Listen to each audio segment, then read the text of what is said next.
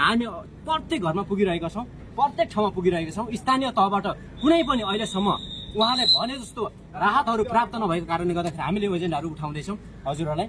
र अर्को, जेएनजी आन्दोलनमा शहीद तथा घाइते परिवारहरूलाई राहत र पूर्ण उपचार गर्ने बारेमा राज्यबाट के पहल भइरहेको छ यो हामी जान्न चाहन्छौँ। र यस बारेमा राहत ढिलो सुस्ती नगरिकन तत्काल घाइते पीडितहरूलाई, जो हाम्रो जेएनजी आन्दोलनमा शहीद बनेका छन्, जसको परिवार गुमेको छ र जो घाइते अङ्ग भङ्ग भएको छ, उहाँलाई तत्काल राहतहरू पुग्नुपर्छ, यो हाम्रो एउटा माग हो।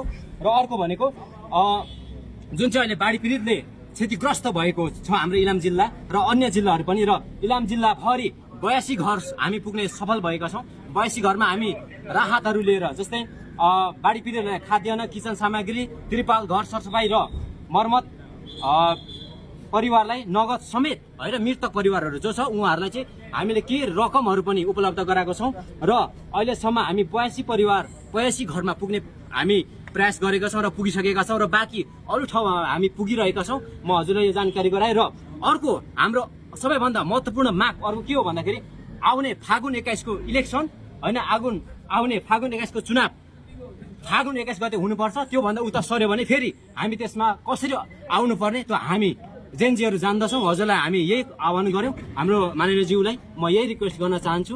र हामी इलाम जिल्लाको